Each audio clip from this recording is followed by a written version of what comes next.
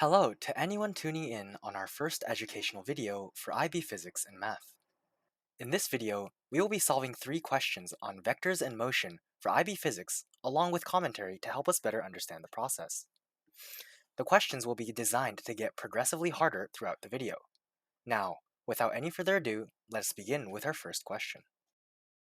Question 1 gives us two vectors, each with different forces and directions. The two vectors are connected to each other, which will result in a final vector. In order to solve this question, we will first identify the forces of vectors A and B individually, and then proceed to add the forces together to find our final vector. First, we'll take a look at vector A. Here, we can see that the vector has a force of 12 newtons, 30 degrees above the positive x-axis.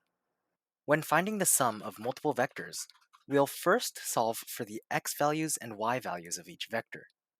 In this case, by using trigonometry, we find that vector A has an x force of 10.4 newtons and a y force of 6 newtons. We'll repeat the process for vector B, which has a force of 8 newtons, 80 degrees above the positive x-axis. By using the same trig equations, we find that vector B has a force of 1.39 newtons along the x-axis and a force of 7.88 newtons on the y-axis. Once we have found the x and y values for both vectors, we can add them up and use the Pythagorean theorem to find the force of our final vector, which comes out to 18.2 newtons. Lastly, we need to find the direction of our vector. This can be found using arctan. By using our previously found x and y values, we can solve for theta by using arctan 13.87 over 11.8. This leaves us with 49.7 degrees.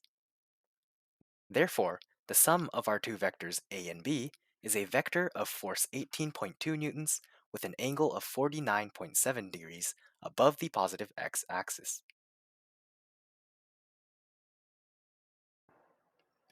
For question 2, we once again have two given vectors, A and B, that both have forces of 6 newtons but in different directions. Here, we are asked to find the force and direction of vector C so that the forces are in equilibrium. When forces are in equilibrium, the sum of all vectors must equal 0. So, our first step will be to find the sum of the two given vectors A and B. Once we have done that, we will simply create a third vector, vector C, that has the same force in an opposite direction to make the system in equilibrium. Similar to the first question, we will use trigonometry to find the x and y values of both vectors and find their sums. Individually, vector A has an x value of 1.04 newtons and a y value of 5.91 newtons. Vector B has an x value of negative 3 newtons and a y value of 5.20 newtons. Once combined, we can see that the x value will be negative 1.96 newtons and the y value will be 10.39 newtons.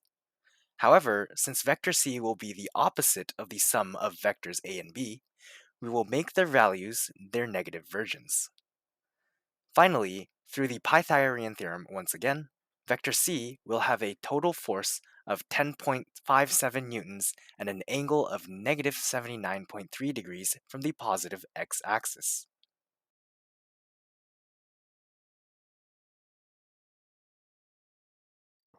For question 3, we have a motion question that requires us to apply the knowledge of vectors we went over in the first two questions.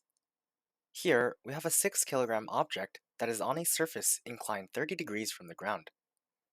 Since the question is asking us for the resultant force of the object, we need to find the force vector causing the object to move along the incline. The force along the incline of a slope can be found using mg, which is 58.86 newtons. Once we solve mg, we can use a simple sine equation to determine how much force is acting along the slope, since we know there is a 30-degree angle between the weight and force going into the slope. Therefore, the force acting on the object will be mg sine 30, or 29.43 newtons. Keep in mind the normal reaction force and force going into the slope are equal and opposite. This means that they'll cancel each other out and we can forget about them when calculating resultant force.